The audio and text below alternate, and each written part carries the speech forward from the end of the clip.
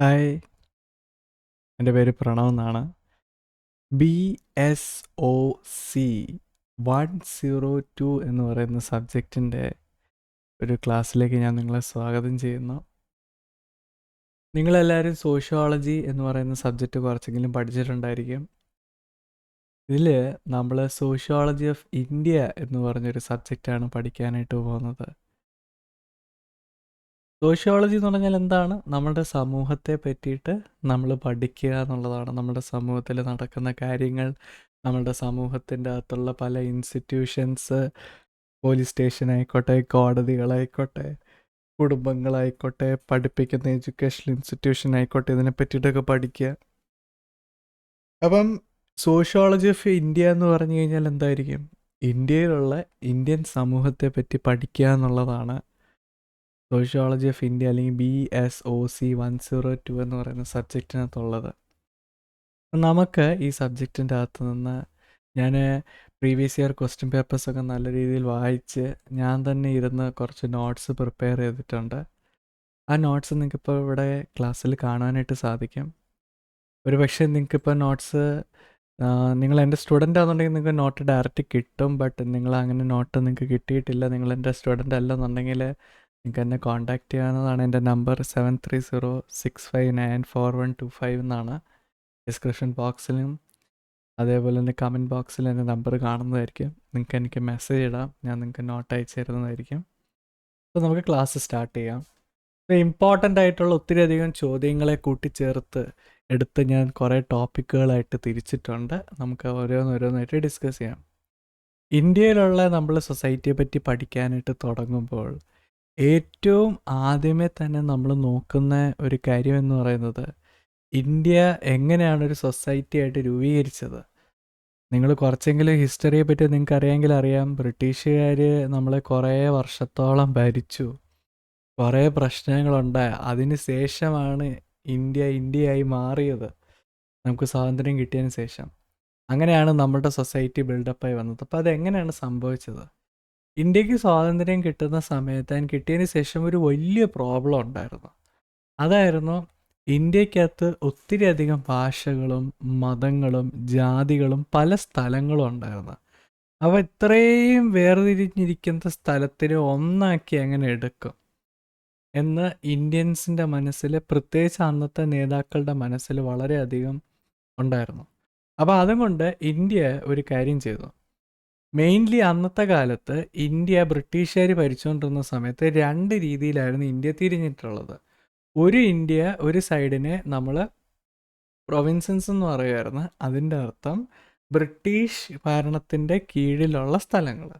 മറുവശത്ത് വേറെ ചില സ്ഥലങ്ങളുണ്ട്, നല്ല പ്രിൻസ്ലി സ്റ്റേറ്റ്സ് എന്ന് പറയും. അതിൻ്റെ അർത്ഥം രാജാക്കന്മാർ ഭരിച്ചുകൊണ്ടിരുന്ന സ്ഥലങ്ങൾ. അങ്ങനെ രാജാക്കന്മാർ ഭരിച്ചുകൊണ്ടിരുന്ന ഒത്തിരി അധികം സ്റ്റേറ്റുകളുണ്ടായിരുന്നു. അത് 10-500, ചില സ്ഥലങ്ങൾ 600-ന് പുറത്തും ഉണ്ടായിരുന്നു. ബ്രിട്ടീഷുകാർ ഡയറക്റ്റ് ഭരിച്ചുകൊണ്ടിരുന്ന സ്ഥലങ്ങൾ വേറെ ഉണ്ടായിരുന്നു. ഈ രാജാക്കന്മാർ ഭരിച്ചുകൊണ്ടിരിക്കുക എന്ന് പറഞ്ഞാൽ അവർ സെപ്പറേറ്റ് ആയിട്ട് അങ്ങ് ഭരിക്കുകയല്ല. അവരും ബ്രിട്ടീഷുകാരുടെ എതിരെ രാജാക്കന്മാർക്ക് പോകാൻ പറ്റത്തില്ല. ബ്രിട്ടീഷുകാരുടെ എതിരെ രാജാക്കന്മാർ പോയി കഴിഞ്ഞാൽ രാജാക്കന്മാർ പ്രശ്നം ഉണ്ടാക്കും. പിന്നെ ഇന്നത്തെ പോലെ നമുക്ക് തമിഴ്നാട്, കേരള, കർണാടക അങ്ങനെ സ്റ്റേറ്റുകളല്ല ഉള്ളത്. അന്ന് ഒരു ചെറിയ ഓരോ രാജാവിൻ്റെ അവരുടേതായിട്ടുള്ള കുറേ സ്ഥലങ്ങളായിരുന്നു. അപ്പോൾ ഇന്ത്യക്ക് സ്വാതന്ത്ര്യം കിട്ടിയ സമയത്ത് ഏറ്റവും ആദ്യമേ ചെയ്തൊരു ഇമ്പോർട്ടൻ്റ് കാര്യം എന്ന് പറയുന്നത് ഈ അങ്ങോട്ടും ഇങ്ങോട്ടും വേർപിരിഞ്ഞിട്ടുള്ള ഈ കിങ്ഡംസ് അല്ലെങ്കിൽ ചെറിയ രാജാക്കന്മാർ പിടിച്ചു വെച്ചിരിക്കുന്ന ഓരോ സ്ഥലത്തിന് ഇതിനെല്ലാത്തിനെയും കൂടെ ഒന്നാക്കുക എന്നുള്ളതായിരുന്നു ഏറ്റവും ഇമ്പോർട്ടൻ്റ് ആയിട്ട് നടന്നത്. ഇതിനെല്ലാം കുറച്ച് വർഷങ്ങളുടെ അകത്ത് തന്നെ ഇന്ത്യ പല സ്ഥലങ്ങളായിട്ട് തിരിഞ്ഞിരുന്നതിൻ്റെ സ്ഥലങ്ങളെ ഒരുമിച്ച് കൊണ്ടുവന്നതൊരു വ്യക്തിയാണ്. ആ വ്യക്തിയുടെയാണ് ഏറ്റവും വലിയ പ്രതിമ ഇന്ത്യയിലുള്ളത്. അതാരാ നിങ്ങൾക്കറിയാവോ? അത് ഞാനിപ്പോൾ ഇവിടെ പറയുന്നില്ല, അത് നിങ്ങൾ തന്നെ പോയി നോക്കണം. ഓക്കെ, ആ മാനാണ് ആൾക്കാരെല്ലാവരും യുണൈറ്റ് ചെയ്ത് ഇന്ത്യനെ ഒന്നാക്കിയെടുത്തത്. എന്നിട്ട് പിന്നെ ഇന്ത്യ കൊണ്ടുവന്ന കുറേ സൊല്യൂഷനായിരുന്നു ഡെമോക്രസി. നിങ്ങൾ റിച്ച് ആയിക്കോട്ടെ, പുവർ ആയിക്കോട്ടെ, താഴ്ന്ന ജാതി, ഉയർന്ന ജാതി, നിങ്ങൾ സൊസൈറ്റിയിൽ ഏത് സ്ഥാനം വഹിക്കുന്ന ആളും ആയിക്കോട്ടെ, നിങ്ങൾക്ക് എല്ലാവർക്കും വോട്ട് ചെയ്യാനുള്ള അവകാശമുണ്ട് എന്നുള്ളത് കൊണ്ടുവന്നു. നിങ്ങൾക്ക് ഹിസ്റ്ററിയെ പറ്റി അറിയത്തില്ലെങ്കിൽ ഞാനൊന്ന് പറഞ്ഞുതരാം. ബ്രിട്ടീഷുകാർ നമ്മൾ ഭരിച്ചിരുന്ന സമയത്ത് വോട്ട് ചെയ്യാനായിട്ട് എല്ലാവർക്കും അവകാശമില്ലായിരുന്നു. സ്വന്തമായിട്ട് ഒരു നല്ല ഒത്തിരി ഏക്കർ വസ്തു സ്വന്തമായിട്ടുള്ള ആൾക്കാർ, നല്ല പൈസയുള്ള ആൾക്കാർ, സാമ്പത്തികപരമായിട്ട് ഉയർന്ന നിലയിലും പഠിപ്പും വിവരമുള്ള ആൾക്കാർക്ക് മാത്രമേ വോട്ട് ചെയ്യാൻ അവകാശമുള്ളായിരുന്നു. വലിയ ഡിഗ്രികളില്ലാത്ത, സ്വന്തമായിട്ട് വസ്തു ഇല്ലാത്ത, പൈസ ഇല്ലാത്ത ആൾക്കാരെ ബ്രിട്ടീഷുകാർ വോട്ട് ചെയ്യാൻ സമ്മതിക്കത്തില്ലായിരുന്നു. പക്ഷേ ഇന്ത്യ കൊണ്ടുവന്ന സൊല്യൂഷനായിരുന്നു എല്ലാവർക്കും വോട്ട് ചെയ്യാം. ആൻഡ് അടുത്തതായിരുന്നു ലാംഗ്വേജ് കോംപ്രമൈസ്. ലാംഗ്വേജ് കോംപ്രമൈസിൻ്റെ അകത്ത് ഒരു ഭാഷ എല്ലാവരും പഠിക്കണമെന്ന് നിർബന്ധം വെച്ചില്ല. ഓരോ ഭാഷകളനുസരിച്ച് സ്റ്റേറ്റുകളായിട്ട് തിരിച്ചു.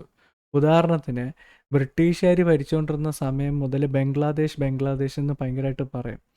അന്നത്തെ കാലത്തെ ബംഗ്ലാദേശ് എന്ന് പറഞ്ഞു കഴിഞ്ഞാൽ, അല്ലെങ്കിൽ ബംഗ്ലാദേശ് അല്ല, അന്നത്തെ കാലത്തെ ബംഗാൾ എന്ന് പറഞ്ഞു കഴിഞ്ഞാൽ ഇന്നത്തെ കാലത്തെ ആസാം, ഒഡീസ, ഛത്തീസ്ഗഡ്, ഇങ്ങനെ പല സ്ഥലങ്ങളും വരും അന്നത്തെ ബംഗാൾ.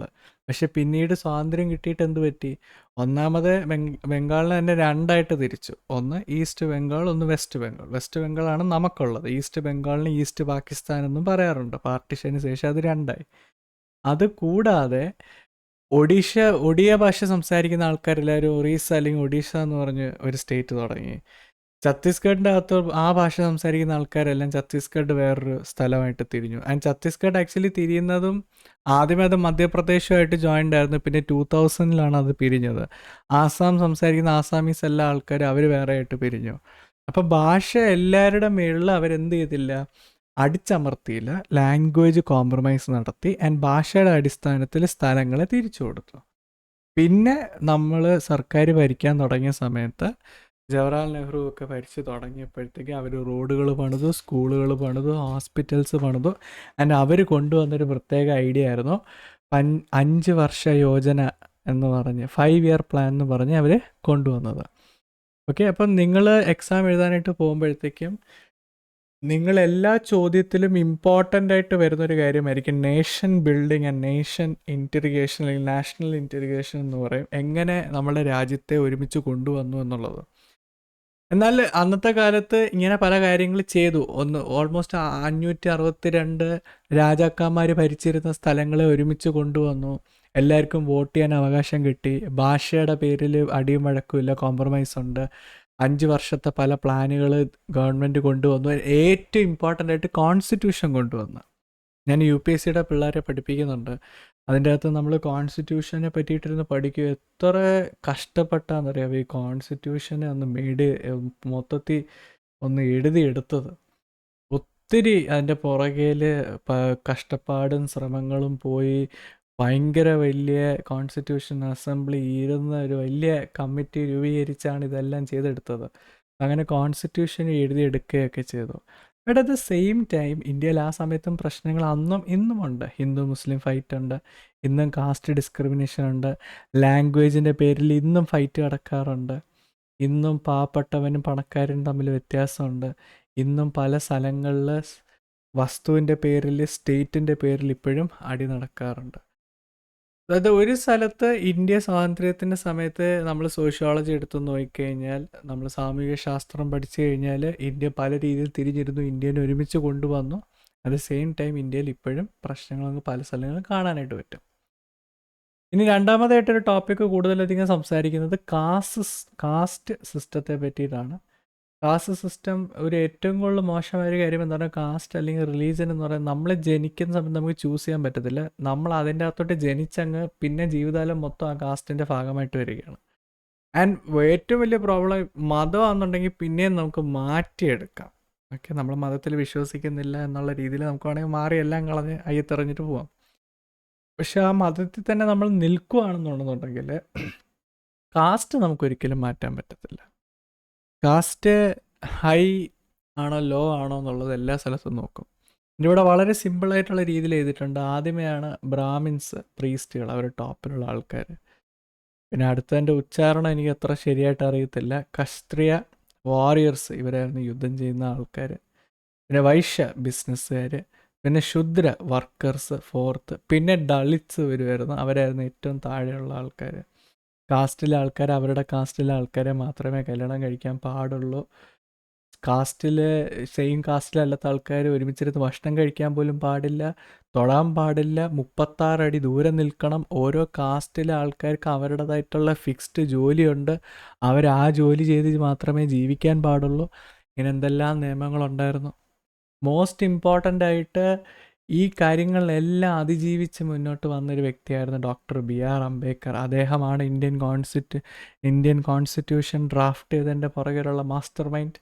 ആൻഡ് അദ്ദേഹം ഇന്ത്യക്കകത്ത് ഈ ഇനിക്വാലിറ്റിയെ, ഈ ആൾക്കാർ തമ്മിലുള്ള വേർതിരിവിനെ അദ്ദേഹം മുറിച്ച് മാറ്റി ഹൈ വേഴ്സസ് ലോ എന്ന് പറയുന്ന ഒരു കാര്യത്തിന് അദ്ദേഹം മാറ്റിയെടുത്തു. അംബേദ്കറിനെ പറ്റിയിട്ടും ആൻഡ് ആ ടോപ്പിക്ക് റിലേറ്റഡ് ആയിട്ട് കാസ്റ്റ് റിലേറ്റഡ് പല കാര്യങ്ങൾ ടെക്സ്റ്റിൽ തിരിച്ചും മറിച്ചും ചോദിച്ചിട്ടുണ്ട്. ഇനി കാസ്റ്റ് റിലേറ്റഡ് ആയിട്ടുള്ള ഒത്തിരി കാര്യങ്ങൾ എക്സാമിൻ്റെ അവസാന നിമിഷം പഠിക്കാൻ പറ്റാത്തതും കൊണ്ട് തന്നെ ഞാനിപ്പോൾ ഈ പറഞ്ഞു തന്ന കാര്യങ്ങൾ ഈ ഓർഡറിന് കുറച്ച് കാര്യങ്ങൾ കാണാതെ പഠിച്ചു വെക്കുക.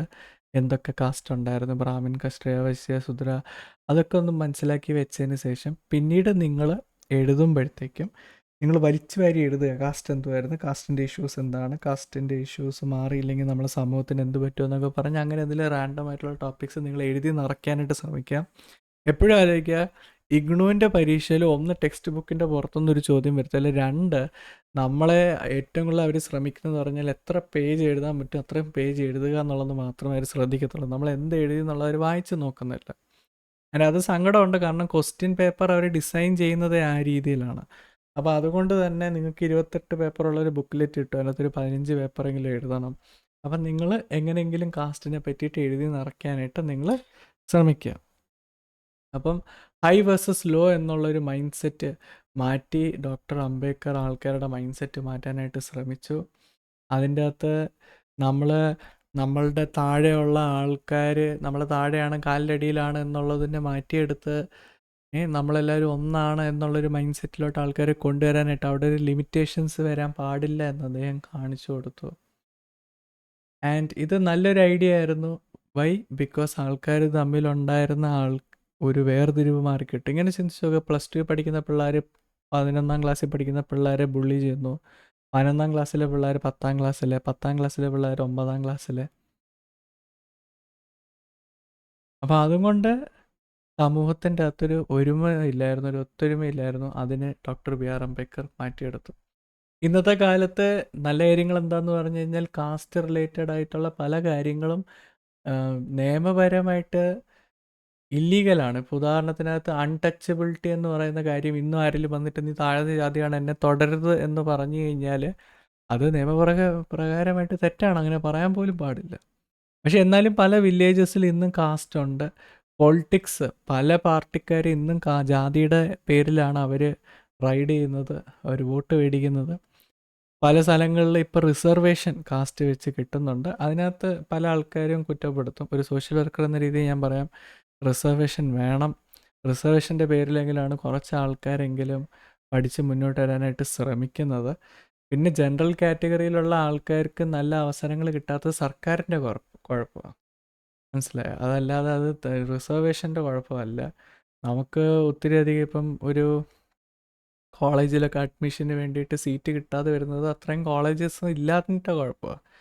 നല്ല കോളേജസ് ഒത്തിരി അധികം ഉണ്ടെന്നുണ്ടെങ്കിൽ എല്ലാവർക്കും പ്രോപ്പറായിട്ട് സീറ്റ് കിട്ടും, എല്ലാവർക്കും പഠിച്ച് പാസ്സാവുന്ന എല്ലാവർക്കും നല്ല രീതിയിൽ പഠിച്ച് മുന്നോട്ട് അവർക്ക് വേണ്ടുന്ന കരിയർ അവർക്ക് ബിൽഡ് ചെയ്യാനായിട്ട് സാധിക്കുകയും ചെയ്യും.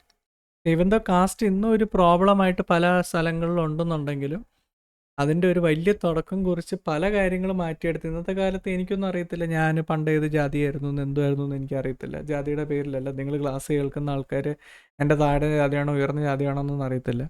പണ്ട് കാലത്തായിരുന്നെങ്കിൽ ഞാൻ ബ്രാഹ്മണല്ലായിരുന്നു, എനിക്ക് നിങ്ങളെ പഠിപ്പിക്കാൻ പറ്റത്തില്ല, നിങ്ങൾ ഞാൻ പഠിപ്പിക്കുന്ന കാര്യങ്ങളിരുന്ന് കേൾക്കത്തില്ല. ഇന്ന് നിങ്ങൾ എക്സാമിൻ്റെ സമയത്ത് എൻ്റെ ക്ലാസ്സുകൾ വളരെ ശ്രദ്ധയോടെ ഇരുന്ന് കേൾക്കുന്നു. എന്തുകൊണ്ടാണ്? കാരണം ജാതിയുടെ പേരിലുള്ള ആ ഒരു ടൈറ്റിൽ മാറിക്കിട്ടി.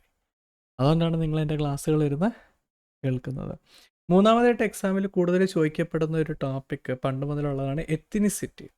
എത്തിനിസിറ്റി എന്ന് പറയുന്നതിൻ്റെ അർത്ഥം നമ്മൾ ഏത് ഗ്രൂപ്പ് ആൾക്കാരിൽ ആയിട്ടാണ് നമ്മൾ ചേർച്ചയുള്ളത്, ഏത് ഗ്രൂപ്പ് ഓഫ് ആൾക്കാരാണ് നമ്മൾ എന്നുള്ളത്.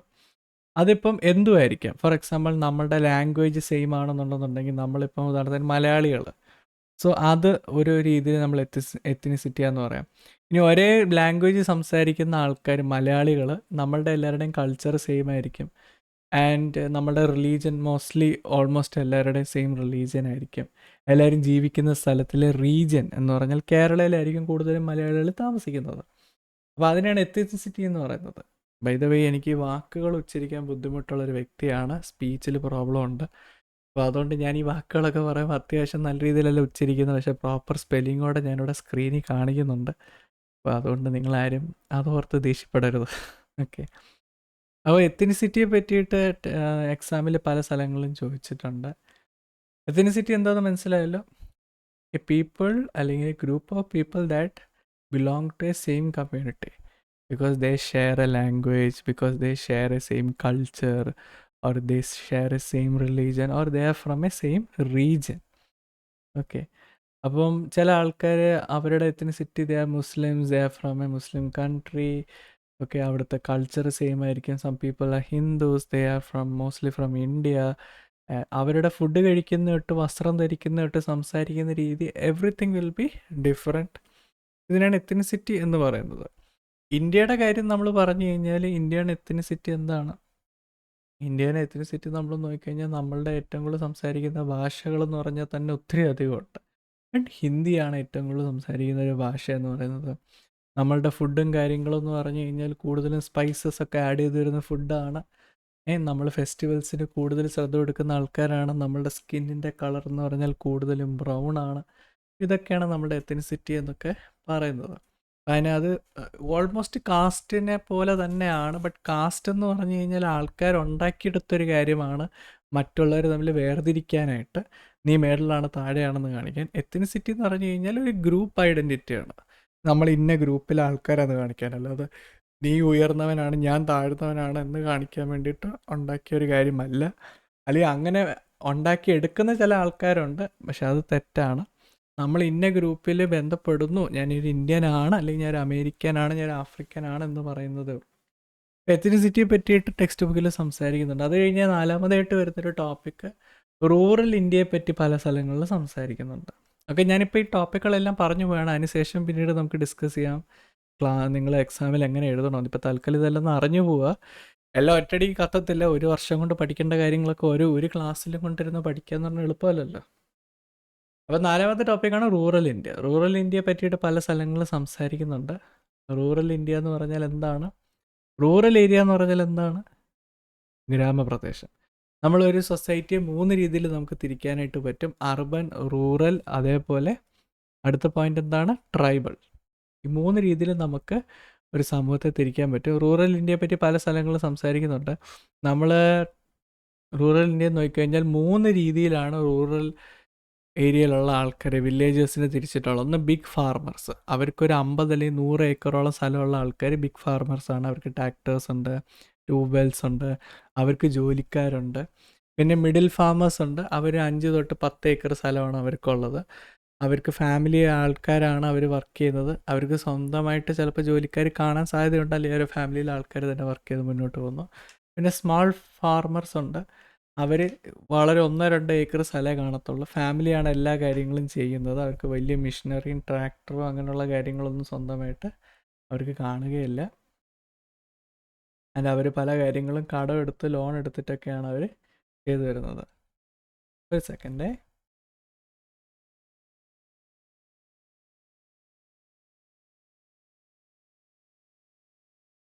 ഓക്കെ, അത് കഴിഞ്ഞാൽ പിന്നെ ഏറ്റവും അവസാനമുള്ളത് ലാൻഡ്ലെസ് വർക്കേഴ്സാണ്. സ്വന്തമായിട്ട് പേരിലൊരു ലാൻഡ് പോലും ഇല്ലാത്ത വളരെയധികം ആൾക്കാരുണ്ട്. അവരങ്ങനെ കൃഷിയും കാര്യങ്ങളൊക്കെ ചെയ്ത് അവർ വളരെയധികം കഷ്ടപ്പെട്ട് കയറി വരുന്നൊരു കൂട്ടം ആൾക്കാരും ഉണ്ട്. അവർക്ക് ഓൾമോസ്റ്റ് അവരുടെ ഒരു നേരത്തെ ഭക്ഷണത്തിന് പോലും അവർ കഷ്ടപ്പെട്ടാണ് പൈസ കണ്ടുപിടിച്ച് വരുന്നത്. അപ്പോൾ ഇങ്ങനെ നമുക്ക് 4 തരത്തിൽ ആൾക്കാരെ നമ്മളുടെ റൂറൽ ഇന്ത്യയിൽ നമുക്ക് തിരിച്ച് സംസാരിക്കാനായിട്ട് പറ്റും. ഇനി എക്സാമിൻ്റെ അകത്ത് ഇത് വരുമ്പോൾ എങ്ങനെ എഴുതണം അത് ഞാൻ തീർച്ചയായിട്ടും പറഞ്ഞുതരാം. നിങ്ങൾ തൽക്കാലം ഈ കാര്യങ്ങളൊക്കെ കേട്ടു പോവുക. ഇതിൻ്റെ അകത്ത് നമ്മളുടെ ഉസ്ത പാട്നായിക്, അതേപോലെ തന്നെ അശോക് രുദ്ര എന്ന് പറഞ്ഞ ആൾക്കാർ, അവർ രണ്ടുപേരും വളരെ ഹൈലി അറിയപ്പെടുന്ന സ്കോളേഴ്സാണ്. അവർ ഈ ഒരു മേഖലയിൽ റൂറൽ ഇന്ത്യയെ പറ്റി ഒത്തിരിയധികം സ്റ്റഡി ചെയ്തിട്ട് അവർ അതിനെപ്പറ്റി ഒത്തിരിയധികം സംസാരിച്ചിട്ടുള്ള ആൾക്കാരാണ്. അപ്പോൾ അവർ പറഞ്ഞ കുറച്ച് കാര്യങ്ങളുണ്ട്. നമ്മളുടെ ഇന്ത്യയിൽ പണ്ട് മുതൽ നമ്മൾ നോക്കിക്കഴിഞ്ഞാൽ റിച്ച് ആയിട്ടുള്ള ഫാർമേഴ്സ് റിച്ച് ആയിക്കൊണ്ടിരിക്കും, ക്യാപിറ്റലിസ്റ്റിക് രീതി. പുവർ ആയിട്ടുള്ള ഫാർമേഴ്സ് എപ്പോഴും പുവർ ആയിക്കൊണ്ടിരിക്കും. ആൻഡ് ആ ഒരു ഗ്യാപ്പ് എന്നും ഇൻക്രീസ് ആയിക്കൊണ്ടിരിക്കും. എന്തുകൊണ്ടാണ് എപ്പോഴെങ്കിലും ചിന്തിച്ചിട്ടുണ്ടോ? എന്തുകൊണ്ടാണ് പണക്കാരൻ എപ്പോഴും പണക്കാരനായിക്കൊണ്ടിരിക്കുന്നത്? ക്യാപിറ്റലിസ്റ്റിക് ആയിട്ടുള്ള ഒരു രാജ്യത്തിൻ്റെ കുഴപ്പം എന്താണെന്ന് എപ്പോഴും ചിന്തിച്ചിട്ടുണ്ടോ? ഞാൻ പറഞ്ഞുതരാം. ഉദാഹരണത്തിനകത്ത് ഞാൻ ഒരു വലിയൊരു പണക്കാരനാണ്, ഓക്കെ, ആൻഡ് ഞാൻ ഒരു വലിയ കമ്പനി തുടങ്ങുന്നു. അപ്പോൾ ആ കമ്പനിക്കകത്ത് ഞാൻ ജോലിക്കാരെ എടുക്കുന്നു, ആ ജോലിക്കാർ വന്ന് എനിക്ക് വേണ്ടി പണിയെടുക്കുന്നു. അപ്പം ഞാൻ അതിൽ നിന്ന് ഏറ്റവും വലിയ പ്രോഫിറ്റ് കണ്ടെത്തും. ജോലി ചെയ്യുന്ന ആൾക്കാർക്ക് അവർക്ക് വളരെ റീസണബിൾ ആയിട്ട്, അല്ലെങ്കിൽ അവർ ചെയ്യുന്ന പണിയുടെ ഇച്ചിരി താഴ്ന്നതിൽ ഇച്ചിരി മുകളിലോട്ടുള്ളൊരു ശമ്പളം ഞാൻ കൊടുക്കത്തുള്ളൂ. കൂടുതൽ പ്രോഫിറ്റ് എന്ത് ചെയ്യും? ഞാൻ തന്നെ വയ്ക്കും. ആൻഡ് വലിയ വലിയ ആ കമ്പനി ഓടാൻ വേണ്ടി ഞാൻ വലിയ AC മേടിച്ച് വെക്കും. അപ്പോൾ പിന്നെ വലിയ കമ്പനിക്ക് തന്നെ ഗുണം. ആ കമ്പനി ഓടാനായിട്ട് വലിയ വലിയ കമ്പ്യൂട്ടേഴ്സ് ഞാൻ മേടിച്ച് വെക്കും. അപ്പോഴും വലിയ കമ്പനികൾക്ക് തന്നെ ഗുണം. അപ്പോൾ എന്തൊക്കെ വികസനങ്ങൾ നടന്നു കഴിഞ്ഞാൽ അത് എപ്പോഴും എന്താ പറ്റുന്നേ? വലിയ ആൾക്കാർക്ക് മാത്രമേ അത് ഗുണം ചെയ്യത്തുള്ളൂ. അത് പണ്ട് മുതലേ ഇന്ത്യയിൽ കണ്ടുവന്നൊരു രീതിയാണ്. അതാണ് ഇവിടെ ആ രണ്ടുപേരും എടുത്തു പറഞ്ഞത്. ഇന്ത്യയിൽ പണ്ട് മുതലേ പണക്കാരനായിക്കൊണ്ടിരിക്കുന്ന ഒരു രീതിയും പാവപ്പെട്ടവനൊന്നും കിട്ടാതെ വരുന്നൊരവസ്ഥയിലോട്ട് എപ്പോഴും പൊയ്ക്കൊണ്ടിരിക്കും. ഇപ്പോൾ സോഷ്യോളജി പഠിച്ച സമയത്ത് നമ്മൾ എക്കണോമിക്സും സോഷ്യോളജിയും കൂടെ മിക്സ് ചെയ്ത് പഠിക്കുകയുണ്ടായി. അതിനകത്ത് നമ്മൾ പറഞ്ഞ ഒരു വലിയ കാര്യമാണ്, ഈ സമൂഹത്തിൻ്റെ അകത്ത് ആൾക്കാർ പാവപ്പെട്ടവരായി പോകുന്നത് അവർക്ക് കറക്റ്റായിട്ടുള്ള അവസരം കിട്ടാനിട്ടാണ്. അവർക്ക് കറക്റ്റായിട്ടുള്ള ഒരു മാർഗനിർദ്ദേശം കിട്ടാതെ പോയോണ്ടൊക്കെയാണ് അവർ പല ജീവിത സാഹചര്യങ്ങളിൽ ചെന്ന് എത്തിപ്പോയതും കയറി വരാൻ പറ്റാനത്. അപ്പോൾ അതൊക്കെ മാറ്റിക്കൊണ്ട് വരാനായിട്ട് ഇവിടെ സംസാരിക്കുന്നുണ്ട്. അതപ്പം നമ്മൾ റൂറൽ ഇന്ത്യ മുതലേ നമുക്ക് കാണാനായിട്ട് പറ്റും. പിന്നെ അത് കഴിഞ്ഞാൽ ജാജ്മാനി സിസ്റ്റം എന്ന് പറഞ്ഞൊരു കാര്യത്തെ പറ്റി പറയുന്നുണ്ട്. ജാജ്മാനി സിസ്റ്റം എന്ന് പറഞ്ഞു കഴിഞ്ഞാൽ ഒരു ഓൾഡ് വില്ലേജ് സിസ്റ്റമാണ്. അവിടെ ഡിഫറെൻറ്റ് കാസ്റ്റിലെ ആൾക്കാർ ഡിഫറെൻ്റ് ആയിട്ടുള്ള സർവീസസ് തമ്മിൽ അവർ അങ്ങോട്ടും ഇങ്ങോട്ടും പ്രൊവൈഡ് ചെയ്യും. അതിൻ്റെ അകത്ത് അവർ കാര്യമായിട്ട് പൈസയുടെ ലക്ഷ്യം വെച്ചല്ല അവർ ചെയ്യുന്നത്, ഓക്കെ. അപ്പോൾ ഇതിനകത്ത് പണ്ട് കാലത്ത് വില്ലേജസിൽ എന്ത് സംഭവിക്കുമായിരുന്നു എന്ന് വെച്ച് കഴിഞ്ഞാൽ, അന്നത്തെ കാലത്ത് പൈസയൊന്നും ആരും അങ്ങോട്ടും ഇങ്ങോട്ടും കൊടുത്തിട്ടില്ല. അന്നൊരു എക്സ്ചേഞ്ച് സിസ്റ്റം ആയിരുന്നു. അപ്പോൾ അതിൻ്റെ അകത്ത് ജാജ്മാൻ എന്ന് പറഞ്ഞു കഴിഞ്ഞാൽ അപ്പർ കാസ്റ്റിലുള്ള സ്വന്തമായിട്ട് സ്ഥലമുള്ള ആൾക്കാർ, സ്വന്തമായിട്ട് വസ്തുവുള്ള ആൾക്കാർ. പിന്നെ സർവീസ് ആൾക്കാരുണ്ടെന്ന് കമീൻ എന്ന് പറഞ്ഞ് അവർ ഡിഫറെൻറ്റ് കാസ്റ്റിലുള്ള ആൾക്കാരായിരുന്നു. ഡിഫറെൻറ്റ് ജോലി ചെയ്തിരുന്ന ആൾക്കാർ. അവർ സ്വന്തമായിട്ട് വസ്തുവൊന്നുമില്ല, പക്ഷെ അവർക്ക് പല പല പണികൾ അവർ തലമുറകളായിട്ട് ചെയ്തു വരുന്നു. അതിൽ ഒന്നായിരുന്നു നായി എന്ന് പറയുന്ന ആൾ, ബാർബർ. അവർ മുടി വെട്ടും, പിന്നെ മുടി വെട്ടും. പിന്നെ ധോബി എന്ന് പറഞ്ഞാൽ തുണി കഴുകുന്ന ആൾക്കാർ. പിന്നെ സുതർ എന്ന് പറഞ്ഞ ആൾക്കാർ കാർപ്പൻ്റർ, ടൂൾസ് ഉണ്ടാക്കുന്നത്. ലോഹർ എന്ന് പറഞ്ഞു കഴിഞ്ഞാൽ അയൺ ടൂൾസ് ഉണ്ടാക്കുന്ന ബ്ലാക്ക് സ്മിത്ത്. പിന്നെ പുരോഹിത് എന്ന് പറഞ്ഞാൽ പ്രീസ്റ്റ്. പിന്നെ കുമാർ, അതിനകത്തെന്ന് പറഞ്ഞാൽ ക്ലേ പോട്ട്സ് ഉണ്ടാക്കുന്ന ആൾ, കുംഹാർ എന്ന് പറയും. പിന്നെ ഭംഗി എന്ന് പറയുന്നത് ക്ലീനിങ് ചെയ്യുന്ന ആൾക്കാർ. ഭംഗി എന്ന് പറയുന്ന വാക്കിന് എത്രയധികം ആൾക്കാർ മോശമായിട്ട് ഉപയോഗിക്കാൻ തുടങ്ങിയെന്ന് വെച്ചാൽ, ഇന്ത്യയിൽ ഇപ്പം നിയമപ്രകാരം നിങ്ങളൊരാളെ ഭംഗി എന്ന് വിളിച്ചു കഴിഞ്ഞാൽ അത് ഭയങ്കര ഒഫൻസീവാണ്. നിങ്ങളുടെ എതിരെ കേസ് എടുക്കാൻ വരെ ചാൻസ് ഉണ്ട്. സോ പണ്ട് കാലത്ത് എന്ത് സംഭവിക്കുമായിരുന്നു വെച്ച് കഴിഞ്ഞാൽ, ഇപ്പം എൻ്റെ അച്ഛൻ ഒരു ബാർബർ ആണെന്നുണ്ടെന്നുണ്ടെങ്കിൽ എൻ്റെ അപ്പൂപ്പനും ബാർബറായിരുന്നു, എൻ്റെ അപ്പൂപ്പൻ്റെ ബാർബറായിരുന്നു, എൻ്റെ അപ്പൂപ്പൻ്റെ ബാർബറായിരുന്നു. ഞാനും ബാർബറായിരിക്കും, എൻ്റെ മക്കളും ബാർബറായിരിക്കും. എല്ലാവരും അതേ പറ്റത്തുള്ളൂ. എനിക്കൊരിക്കലും തുണി എഴുവാനായിട്ട് പോകാനായിട്ട് പറ്റത്തില്ല. എനിക്കൊരിക്കലും പോച്ച എത്താനായിട്ട് പോകാൻ പറ്റത്തില്ല. എനിക്കൊരിക്കലും ക്ലീനിങ് ആളായിട്ട് പോകാൻ പറ്റത്തില്ല. ഞാൻ തലമുറകളായിട്ട് ചെയ്തു തരുന്ന കാര്യമേ ചെയ്യാൻ പറ്റത്തുള്ളൂ. കാരണം അതിനെ പറ്റിയിട്ട് മാത്രമേ നോളജ് ഉള്ളൂ. വേറെ കാര്യങ്ങൾ പഠിപ്പിച്ചു തരാനോ വേറെ സ്കിൽസ് പറഞ്ഞു തരാനോ എൻ്റെ കുടുംബത്തിൽ വേറെ ആർക്കും അറിയത്തില്ല. ഞാൻ ഒരേ കാര്യം തന്നെ ചെയ്തു പോകുന്നൊരു കൂട്ടം ആൾക്കാർ. അങ്ങനെ ഈ പണ്ട് തൊട്ടേ ഇന്ത്യയിൽ ജാജ്മാനി എന്ന് പറഞ്ഞൊരു സിസ്റ്റം ഉണ്ടായിരുന്നു. അതാണ്, നിങ്ങൾക്കറിയത്തില്ലെങ്കിൽ ഞാൻ പറഞ്ഞുതരാം. Doctor BR Ambedkar caste system ഇന്ത്യയിൽ നിന്ന് മാറ്റാനായിട്ട് ശ്രമിച്ച സമയത്ത് ഗാന്ധിജി കാസ്റ്റ് സിസ്റ്റം കംപ്ലീറ്റ്ലി ഇന്ത്യയിൽ നിന്ന് പോവരുത് എന്ന് പറഞ്ഞ് സംസാരിക്കുകയുണ്ടായിരുന്നു. പല ആൾക്കാരും ചിന്തിച്ച് ഗാന്ധിജി കാസ്റ്റിന് എതിരെ അല്ലായിരുന്നു എന്ന് ചിന്തിക്കാറുണ്ട്. ആക്ച്വലി ഗാന്ധിജി കാസ്റ്റ് സിസ്റ്റത്തിൻ്റെ എതിരെ അല്ലായിരുന്നു, അങ്ങനെയല്ല. ഗാന്ധിജിക്ക് കാസ്റ്റ് സിസ്റ്റം, ജാതിയുടെ പ്രശ്നങ്ങളെ പറ്റി നല്ല രീതിയിൽ അറിയായിരുന്നു. ഗാന്ധിജി ഒരു കാര്യം പറഞ്ഞത്, കാസ്റ്റിൻ്റെ തരത്തിൽ ആൾക്കാരുടെ ജോലികളെ തിരിച്ചിരിക്കുകയാണ്, ഓക്കെ. ചില ആൾക്കാർ അവർ ടീച്ചേഴ്സാണ്, ചില ആൾക്കാർ മുടി വെട്ടുന്ന ആൾക്കാരാണ്, ചില ആൾക്കാർ തലമുറകളായിട്ട് ഒരേ കാര്യം ചെയ്തു വരികയാണ്. അപ്പോൾ നിങ്ങൾ കാസ്റ്റ് സിസ്റ്റം അല്ലെങ്കിൽ ഈ ജാഞ്ച് മാനി സിസ്റ്റം കംപ്ലീറ്റ്ലി നിർത്തിക്കഴിഞ്ഞാൽ തലമുറകളായിട്ടൊരു കാര്യം ചെയ്തു വരുന്ന ആൾക്കാർ പിന്നീട് അവരത് ചെയ്യാതെ അവർ വേറെ എന്തെങ്കിലും ചെയ്യാനായിട്ട് ശ്രമിക്കും. അപ്പോൾ ഓൾറെഡി അത് ചെയ്തുകൊണ്ടിരുന്ന ആൾക്കാർ, ഇപ്പം മുടി വെട്ടുന്ന ആൾക്കാരെല്ലാം മുടി വെട്ടാൻ നിർത്തിയതിന് ശേഷം അവർ ചിന്തിക്കുകയാണെങ്കിൽ നമ്മൾ ടൂൾസ് ഉണ്ടാക്കാൻ പോകും. അപ്പോൾ പിന്നെ മുടി വെട്ടാൻ ആരുണ്ട്? മുടി വെട്ടാൻ ആരുമില്ല. ഗാന്ധിജി പറഞ്ഞൊരു കാര്യം ഇതാണ്, കാസ്റ്റ് സിസ്റ്റം തീർച്ചയായിട്ടും പോകണം, ആൾക്കാർ തമ്മിൽ വേർതിരിവ് വരല്, ആരും താഴ്ന്നവനല്ല, ആരും ഉയർന്നവനല്ല, എല്ലാവരും ഒരേപോലെ ആണെന്ന് നിങ്ങൾ കരുതണം. But at the same time ഓരോരുത്തർ അവരുടെ ജാതി പ്രകാരം അവരുടെ തലമുറകളായിട്ട് അവർ ചെയ്തുകൊണ്ട് വന്നുകൊണ്ടിരിക്കുന്ന വർക്ക് അവർ മുന്നോട്ട് തന്നെ ചെയ്തു പോകണം. നിങ്ങൾ നിങ്ങളുടെ ജോലികളെ നിർത്തരുത്. ജോലികളെ നിർത്തിക്കഴിഞ്ഞാൽ ഓൾറെഡി നമുക്ക് കാര്യമായിട്ടൊരു സാമ്പത്തികം ഇല്ല, അതിൻ്റെ കൂടെ എല്ലാം കൂടെ രാജ്യം എല്ലാം കൂടി ഇടിഞ്ഞു പൊളിഞ്ഞ് താഴെ വീഴും എന്നാണ് ഗാന്ധിജി പറയുണ്ടായിരുന്നു. ഇതാണ് ജാഞ്ച് മാനി സിസ്റ്റം. ഇതിനെ പറ്റി ടെക്സ്റ്റ് ബുക്കിൽ പറയുന്നുണ്ട്. ഓക്കെ, പിന്നീട് ആറാമതായിട്ടുള്ള ടോപ്പിക്ക് കൂടുതൽ സംസാരിച്ചിരിക്കുന്ന ട്രൈബൽസിനെ പറ്റിയിട്ടാണ്, ആദിവാസികളെ പറ്റി സംസാരിച്ചിട്ടുണ്ട്. ആദിവാസി സമൂഹം എന്ന് പറഞ്ഞാൽ എങ്ങനെയുള്ള ആൾക്കാരാണ്? ഫോറസ്റ്റിൽ ജീവിക്കുന്ന, റിമോട്ട് ഏരിയ എന്ന് പറഞ്ഞാൽ പെട്ടെന്ന് നമുക്ക് എത്തിപ്പെടാൻ പറ്റാതെ ഉൾപ്രദേശങ്ങളിൽ താമസിക്കുന്നു. അവരുടെ ഏറ്റവും വലിയ ഫുഡ് സോഴ്സ് എന്ന് പറയുന്നത് ഹണ്ടിങ് ആണ്. ഫാർമിങ് ഇന്നത്തെ കാലത്ത് കുറച്ചുണ്ട്, നമ്മൾ പഴയ കാലത്തോട്ട് പോയി കഴിഞ്ഞാൽ ഫാർമിങ് ഇച്ചിരി കുറവായിരുന്നു. ട്രൈബൽ ആൾക്കാർക്ക് എപ്പോഴും അവരുടേതായിട്ടുള്ള സ്വന്തം ലാംഗ്വേജ് കാണും. ഞാൻ ഒത്തിരി ട്രൈബൽ ആൾക്കാരുടെ ഇടയ്ക്ക് പോയി വർക്ക് ചെയ്തിട്ടുള്ളൊരു സോഷ്യൽ വർക്കറാണ്. ഞാൻ നോർത്ത് ഇന്ത്യയിലൊക്കെ, ഇപ്പോൾ ഉദാഹരണത്തിന് ഞാൻ ഛത്തീസ്ഗഡ് എന്ന് പറയുന്ന സ്ഥലത്ത് പോയപ്പം, ഛത്തീസ്ഗഡിൽ പോയ സമയത്ത് അവിടെ ഹിന്ദി സംസാരിക്കുന്ന ഒത്തിരിയധികം ആൾക്കാരുണ്ട്. അതുകൂടാതെ അവിടെ ലോക്കൽ ഭാഷ സംസാരിക്കുന്ന, പിന്നെ ഛത്തീസ്ഗഡ് ഞാനുണ്ടായിരുന്ന സ്ഥലം ഒറീസയുടെ അടുത്തായതുകൊണ്ട് ഒഡിയ ഭാഷ സംസാരിക്കുന്ന ആൾക്കാരുണ്ടായിരുന്നു. പക്ഷെ ഓരോ ഗ്രാമത്തിൻ്റെ അകത്ത് പോകുമ്പോഴും ആ ഗ്രാമത്തിന് അല്ലെങ്കിൽ ആ ട്രൈബൽ ആൾക്കാർക്ക് അവരുടേതായിട്ടുള്ള സെപ്പറേറ്റ് ലാംഗ്വേജ് ഉണ്ട്. അപ്പം എനിക്ക് നല്ലപോലെ ഹിന്ദി അറിയാവുന്ന വ്യക്തിയാണ്, നല്ലപോലെ ഞാൻ ഹിന്ദി സംസാരിക്കും. പക്ഷെ എന്നിരുന്നാൽ കൂടിയും ഞാൻ ഓരോ ഗ്രാമത്തിൽ പോകുമ്പോൾ അവർക്ക് അവരുടേതായിട്ടുള്ള പേഴ്സണൽ ലാംഗ്വേജ് ഉണ്ടായതുകൊണ്ട് എൻ്റെ ഹിന്ദി അറിയാവുന്നത് വലിയ പ്രയോജനമൊന്നുമായിട്ട് വന്നില്ല അവിടെ. ട്രൈബൽ ആൾക്കാരുടെ പ്രത്യേകത എന്ന് പറഞ്ഞാൽ അവർ അവരുടേതായിട്ടുള്ള ലോകത്തിലാണ്. അവർ ചിലപ്പോൾ ഇപ്പോഴും മരങ്ങളെയും നദികളെയും പർവ്വതങ്ങളെയും ആരാധിച്ച് വരുന്നു. അവരുടെ അവിടെ പലപ്പോഴും നമുക്ക് ഈ ജാതി മതത്തിൻ്റെ പേരിൽ ആൾക്കാർ തിരിഞ്ഞിട്ടില്ല.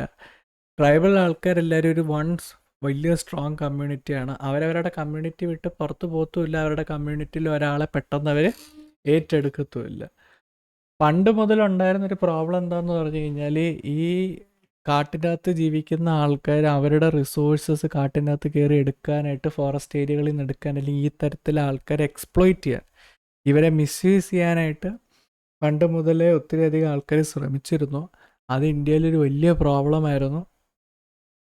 അങ്ങനെ പിന്നെ എന്തു പറ്റിയെന്ന് വെച്ച് കഴിഞ്ഞാൽ, പല ആൾക്കാരും മതങ്ങളും കൊണ്ട് കയറി ചെന്നു ട്രൈബൽസിൻ്റെ ഇടയ്ക്ക്.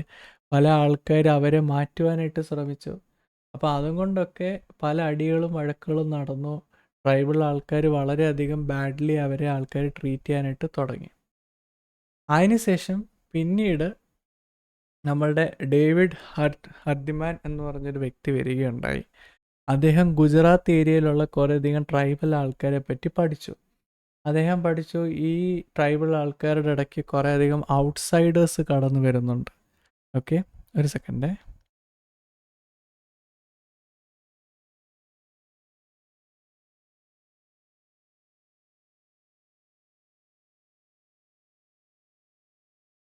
പുറത്തുനിന്ന് ആൾക്കാർ വന്ന്, ഫോറസ്റ്റ് ഒഫീഷ്യൽസ് ഒക്കെ കടന്നു വന്ന് ഇവരെ ഭയങ്കരമായിട്ട് ചൂഷണം ചെയ്യുന്നു. ആൻഡ് പല ആൾക്കാരും കടന്നു വന്നതിന് ശേഷം റിലീജിയസ് മൂവ്മെൻ്റ് ഒക്കെ നടത്തുന്നു. ഇവർക്ക് ഈ പല ദൈവങ്ങളെ പറ്റി പറഞ്ഞു കൊടുക്കുന്നു. പിന്നെ എന്നിട്ട് ഇവർ ദേവിനെ വർഷിപ്പ് ചെയ്യുന്നു, പല ഗോഡസസിനെ വർഷിപ്പ് ചെയ്യാനായിട്ട് തുടങ്ങുന്നു. അപ്പോൾ അങ്ങനെ പല ആൾക്കാർ റിലീജിയസ് മൂവ്മെൻറ്റ് സ്റ്റാർട്ട് ചെയ്തു. റിലീജിയസ് മൂവ്മെൻ്റ് എന്ന് പറഞ്ഞു കഴിഞ്ഞാൽ അവർ പല ആരാധനകളൊക്കെ ഓർഗനൈസ് ചെയ്തതിന് ശേഷം അവരുടെ എതിരെ നടക്കുന്ന ചൂഷണങ്ങളുടെ എതിരെ ട്രൈബൽ ആൾക്കാർ തന്നെ പ്രവർത്തിക്കാനായിട്ട് തുടങ്ങി. അപ്പോൾ അങ്ങനെ അവർ റെസിസ്റ്റ് ചെയ്യാനായിട്ട് തുടങ്ങി. അവരുടെ കൾച്ചറിനെ അവർ തന്നെ പ്രൊട്ടക്റ്റ് ചെയ്യാനായിട്ട് തുടങ്ങി. ആൻഡ് റിലീജിയനെ ട്രൈബൽ ആൾക്കാർ അവരുടെ ഒരു ടൂളാക്കി മാറ്റി പൊളിറ്റിക്കൽ റെസിസ്റ്റൻസിന് വേണ്ടിയിട്ട്. ആലോചിച്ച് നോക്ക്, റിലീജിയനെ അവരുടെ ഒരു ടൂളാക്കി മാറ്റി പൊളിറ്റിക്കൽ റെസിസ്റ്റൻസിന് വേണ്ടിയിട്ട്, അവരുടെ എതിരെ നടക്കുന്ന ചൂഷണങ്ങളിൽ നിന്ന് അവരെ തന്നെ പ്രൊട്ടക്റ്റ് ചെയ്യാനായിട്ട്. അങ്ങനെ ഈ റിലീജിയസ് മൂവ്മെൻറ്റ് ട്രൈബൽ ആൾക്കാരെ ഹെൽപ്പ് ചെയ്യുകയും അങ്ങനെ ഒത്തിരി അധികം പവർലെസ് ആയിട്ടുള്ള ആൾക്കാർ അവർ പതുക്കെ പതുക്കെ പവർഫുള്ളായിട്ട് ഫീൽ ചെയ്യാൻ തുടങ്ങുകയും പിന്നെ ഈ ട്രൈബൽ ആൾക്കാരുടെ കയ്യിൽ നിന്ന് പോയി പൈസ തട്ടിക്കൊണ്ട് വരുന്ന അല്ലെങ്കിൽ അവരെ എക്സ്പ്ലോയിറ്റ് ചെയ്ത് തെറ്റായിട്ട് പല കാര്യങ്ങൾക്ക് ഉപയോഗിച്ചുകൊണ്ടിരുന്ന ആൾക്കാർ പതുക്കെ പതുക്കെ ഇവരെ വിടാനായിട്ട് തുടങ്ങി. അതിൻ്റെ മെയിൻ റീസൺ എന്തായിരുന്നു? റിലീജിയൻ വഴി ഇവരെല്ലാവരും ഒരു റിലീജിയനിൽ വിശ്വസിക്കാനും ദേവി വർഷിപ്പൊക്കെ സ്റ്റാർട്ട് ചെയ്തപ്പോഴത്തേക്ക് ഇവർ റിലീജിയസ് ആയിട്ട് പല ഫങ്ഷൻസ് ചെയ്യാനും തുടങ്ങി. അതും കൊണ്ട് ഇത്തരത്തിൽ മാറ്റങ്ങൾ ഉണ്ടായി. പിന്നീട് നമ്മൾ വർഷങ്ങൾ കഴിഞ്ഞ് ഇപ്പം തിരിഞ്ഞ് നോക്കുമ്പോഴത്തേക്കും പല ട്രൈബൽ ഏരിയാസ് തകർന്നു പോയി. അതിൻ്റെ മെയിൻ റീസൺ ആയിരുന്നു ഡിസ്പ്ലേസ്മെൻറ്റിൻ്റെ അർത്ഥം പല ഫോറസ്റ്റ് ഏരിയകളും മൈനിങ് കമ്പനീസിന് കൊടുത്തു, ഡാം പണിയാൻ കൊടുത്തു, ഫാക്ടറികൾ പണിയാനായിട്ട് കൊടുത്തു. അപ്പോൾ അതുകൊണ്ട് ആൾക്കാർക്ക് പിന്നെ ഹണ്ട് ചെയ്യാനായിട്ട് പറ്റിയില്ല, അവർക്ക് അവരുടേതായിട്ടുള്ള ഫാർമിങ് ചെയ്യാൻ പറ്റിയില്ല. ആൾക്കാർ പല സ്ഥലത്തോട്ട് പിരിഞ്ഞു പോയതുകൊണ്ട് അവരുടെ കൾച്ചർ നഷ്ടപ്പെട്ടു പോയി, അവരുടെ അവകാശങ്ങൾ, അവരുടെ ഫോറസ്റ്റ്, അവരുടേതായിട്ടുള്ള ഫോറസ്റ്റ് അവർക്ക് നഷ്ടപ്പെട്ടു. ആൻഡ് കാടുകളിൽ വളരെയധികം നല്ല രീതിയിൽ ജീവിച്ചിരുന്ന ആൾക്കാർക്ക് പൊല്യൂഷൻ കാരണം അവർക്ക് പിന്നെ ജീവിക്കാൻ പറ്റാത്തൊരവസ്ഥയിലോട്ട് ചെന്നെത്തി. ആൻഡ് ചില ആൾക്കാർ അവരുടെ കാടുകൾ വിട്ടുപോകാൻ, ട്രൈബൽ ഏരിയ വിട്ടുപോകാൻ തയ്യാറല്ലാത്ത ആൾക്കാർ അവർ എന്തുവെന്ന് വെച്ച് കഴിഞ്ഞാൽ അവരുടെ ഏരിയ വന്ന് തുടങ്ങിയ ഫാക്ടറികളിൽ വളരെ തുച്ഛമായ വിലയ്ക്ക് ജോലി ചെയ്യാനായിട്ട് തുടങ്ങി. അതിൽ വളരെ കുറച്ച് ആൾക്കാർക്ക് ഗവൺമെൻറ് ജോലികളും ഗവൺമെൻറ് ഏരിയകളും റോഡുകളും കിട്ടി. ബട്ട് മെജോറിറ്റി ഓഫ് ആൾക്കാർ കഷ്ടപ്പെടുക തന്നെയാണ് ചെയ്തത്. ഏഴാമതായിട്ട് ഇന്ത്യൻ നമ്മൾ സോഷ്യോളജി പഠിച്ചു കഴിഞ്ഞാൽ ഏഴാമത് ഏറ്റവും കൂടുതൽ സംസാരിക്കുന്നൊരു പോയിൻ്റാണ് ജോയിൻറ്റ് ഫാമിലി. ഇന്ത്യയിൽ പണ്ടേ മുതൽ നമ്മൾ കണ്ടുവരുന്നൊരു കാര്യമാണ് ജോയിൻറ്റ് ഫാമിലി എന്ന് പറയുന്നത്. നിങ്ങൾ ക്ലാസ് കേൾക്കുന്ന പലവരും ജോയിൻറ്റ് ഫാമിലിയിലാണ് വളർന്നു വന്നതെന്ന് എനിക്കറിയാം. ഒരു വീട്ടിൻ്റെ അകത്ത്, കുടുംബത്തിൻ്റെ അകത്തുള്ള ആൾക്കാരെല്ലാവരും ഗ്രാൻഡ് പേരൻറ്റ്, അങ്കിൾ, ആൻറ്റി, കുട്ടികളെല്ലാവരും ഒരുമിച്ച് ജീവിച്ചിരുന്നു. Common roof, common kitchen, common property, common money, common worship and വീട്ടിൽ ഒരു വലിയ തലവൻ കാണും, ഗ്രാൻഡ് ഫാദറോ ഫാദറോ. അദ്ദേഹമായിരിക്കും മെയിനായിട്ടുള്ള ഡിസിഷൻസ് എല്ലാം എടുക്കുന്നത്. ഇന്ത്യയിൽ പണ്ട് മുതൽ കണ്ടുവരുന്ന ഒരു രീതിയാണ്. ഇന്നത്തെ കാലത്ത് മാറ്റങ്ങൾ പലതധികം വന്നു. ജോയിൻറ്റ് ഫാമിലിയായിട്ട് ആൾക്കാർക്ക് താമസിക്കാൻ പറ്റാത്ത അവസ്ഥയിലാണ്. സാമ്പത്തികപരമായിട്ട് നടക്കുകയില്ല. പല ആൾക്കാർ പല സ്ഥലങ്ങളിൽ പല ജോലി ചെയ്യുന്നു. ആൾക്കാർ പല രീതിയിൽ ബിസിനസ് ചെയ്യുന്നു. ചിലർ ഡോക്ടറാണ്, ചിലർ എൻജിനീയറാണ്. അങ്ങനെ പല ഡിഫറൻസസ് നമുക്ക് ഇന്നത്തെ കാലത്ത് കാണാനായിട്ട് സാധിക്കും. അപ്പം ജോയിൻറ്റ് ഫാമിലി നമുക്ക് രണ്ട് രീതിയിൽ കാണാനായിട്ട് പറ്റും. ജോയിൻറ്റ് ഫാമിലിക്കകത്ത് മെജോറിറ്റി സ്ഥലങ്ങളിൽ നമ്മൾ കൂടുതൽ കണ്ടിരുന്നത് ഫാദറിൻ്റെ സൈഡ്, അവരാണ് ഏറ്റവും കൂടുതൽ കാര്യങ്ങൾ ഹാൻഡിൽ ചെയ്തിരുന്നത്. ഫാദർ ആയിരുന്നു head of the family and ഫാദറിൻ്റെ ഫാമിലിയാണ് എല്ലാ കാര്യങ്ങളും ചെയ്തിരുന്നത്. But at the same time ചില സ്ഥലങ്ങളിൽ നമുക്ക് കാണാൻ പറ്റുന്നൊരു കാര്യമാണ് ഇപ്പോൾ പ്രത്യേകിച്ച് കേരളയിൽ നമുക്ക് കാണാനായിട്ട് പറ്റുമായിരുന്നു. നായർ കുടുംബങ്ങളുടെ അകത്ത് അമ്മമാരായിരുന്നു, അമ്മയുടെ ഫാമിലിയിലുള്ള ആൾക്കാരായിരുന്നു കൂടുതലും കാര്യങ്ങൾ ചെയ്തിരുന്നത്. അതേപോലെ മേഘാലയയിലും ഖാസി ട്രൈബ് എന്ന് പറഞ്ഞൊരു ട്രൈബ് ഉണ്ടായിരുന്നു. അവിടെയും സ്ത്രീകളുടെ എന്താ പറയുക, ഈ ഫാമിലി ആയിരുന്നു എല്ലാ കാര്യങ്ങളും നോക്കിയിരുന്നത്. പുരുഷന്മാരുടെ ഫാമിലി അല്ലായിരുന്നു മെയിനായിട്ട് കാര്യങ്ങളെല്ലാം നോക്കിയിരുന്നത്. അപ്പോൾ അങ്ങനെ ഒരു ഡിഫറൻസ് നമുക്ക് കാണുവാനായിട്ട് പറ്റും. ബട്ട് എന്നാലും ജോയിൻറ്റ് ഫാമിലി തന്നെയായിരുന്നു മെജോറിറ്റി സ്ഥലം നമുക്ക് കാണാൻ പറ്റുന്നത്. ജോയിൻറ്റ് ഫാമിലിയുടെ ഗുണം എന്താണെന്ന് പറഞ്ഞാൽ ഹാർഡ് ടൈംസിൽ അവർ തമ്മിൽ സപ്പോർട്ട് ചെയ്ത് ഒരുമിച്ച് നിന്നിരുന്നു. തമ്മിൽ അവർ ഓൾഡ് ആൾക്കാർക്ക് വേണ്ടി കെയർ ചെയ്തിരുന്നു. ആൻഡ് ഒരു എക്കണോമിക് സെക്യൂരിറ്റി ഉണ്ടായിരുന്നു. ഇപ്പോൾ ഒരാൾക്ക് ജോലി നഷ്ടപ്പെട്ട് അങ്ങനെ എന്തെങ്കിലും സംഭവിച്ചു കഴിഞ്ഞാൽ അങ്ങോട്ടും ഇങ്ങോട്ടും അവർ സഹായിച്ച് നിൽക്കും. ഇന്നത്തെ കാലത്ത് ഒരു പ്രശ്നം വന്നാൽ ഫോൺ വിളിച്ച് കഴിഞ്ഞാൽ പോലും എടുക്കത്തില്ല. ആൾക്കാർ ഒരിക്കലും ലോൺലി ആയിട്ട് ഫീൽ ചെയ്യത്തില്ലായിരുന്നു. But at the same time അതിനകത്തും പ്രോബ്ലംസ് ഉണ്ടായിരുന്നു. ജോയിൻറ്റ് ഫാമിലി ആയതുകൊണ്ട് എപ്പോഴും അടിയും വഴക്കം നടക്കും, പ്രൈവസി കുറവായിരിക്കും. അതേപോലെ തന്നെ ഫ്രീഡം പല സ്ഥലത്ത് റിസ്ട്രിക്റ്റഡ് ആയിരിക്കും. സ്ത്രീകളുടെ പുറത്ത് അനാവശ്യമായിട്ടുള്ള പല ബേർഡനും കാണുമായിരുന്നു. അത് കഴിഞ്ഞ് പിന്നെ എട്ടാമതായിട്ടുള്ളൊരു ടോപ്പിക് എക്സാമിൽ കൂടുതലും ചോദിക്കപ്പെടുന്നതാണ് ഇൻഡോളജി, അതേപോലെ തന്നെ സുബ്ലട്രൻ എന്ന് പറഞ്ഞൊരു സംഭവം. എൻ്റെ ഉച്ചാരണം വളരെ മോശമായിരുന്നു, പക്ഷെ നിങ്ങൾക്ക് ഇവിടെ കാണാനായിട്ട് പറ്റും. പക്ഷേ ഇതിൻ്റെ രണ്ടിൻ്റെ അർത്ഥം എന്താണെന്ന് ഞാൻ പറഞ്ഞുതരാം. ഒന്ന്, ഇൻഡോളജി എന്ന് പറയുന്നതിൻ്റെ അർത്ഥം ഇന്ത്യൻ്റെ അകത്തുള്ള ഓൾഡ് റിലീജിയസ് ബുക്കിൻ്റെ സ്റ്റഡീസ്. ഇന്ത്യയിൽ നമ്മൾ നോക്കിക്കഴിഞ്ഞാൽ ഓൾഡ് റിലീജിയസ് ആയിട്ടുള്ള മനുസ്മൃതി, അതേപോലെ തന്നെ ഉപനിഷത്ത്, അതേപോലെ വേദാസ് ഒത്തിരി അധികം ഉണ്ടായിരുന്നു. ആൻഡ് ഉപനിഷത്ത് അതേപോലെ മനുസ്മൃതിയും പല കാര്യങ്ങളൊക്കെ റിലീജിയസ് ആയിട്ട് ശരിക്കും വായിച്ചു വരുന്നത്. അതേപോലെ വേദാസും പലതും വായിച്ചു വരുമായിരുന്നു. ഋഗ്വേദക്കകത്തൊക്കെയാണ് ആദ്യമായിട്ട് സോഷ്യൽ വർക്കിനെ പറ്റി എഴുതിയിട്ടുള്ളത് തന്നെ. ആൻഡ് പല ആൾക്കാർ ഇത് വായിച്ചിട്ട് ഇത് തന്നെയാണ് റിയൽ ഇന്ത്യ എന്ന് ചിന്തിക്കുന്ന പല ആൾക്കാരും ഉണ്ട്. യൂഷ്വലി ഈ പുസ്തകങ്ങളെല്ലാം റിലീജിയൻ ബേസ്ഡ് അല്ലെങ്കിൽ ഫിലോസഫി ബേസ്ഡ് ആണ്. ഇതിനകത്ത് എഴുതിയിരിക്കുന്ന എല്ലാ കാര്യങ്ങളും ശരിയാണെന്ന് വെച്ച് കഴിഞ്ഞാൽ അല്ല. പല പുസ്തകങ്ങളുടെ അകത്തും സ്ത്രീകളെ പറ്റിയിട്ട് പല മോശമായ കാര്യങ്ങൾ, അങ്ങേയറ്റം ക്രൂരലായിട്ടുള്ള കാര്യങ്ങൾ എഴുതിയിട്ടുണ്ട്.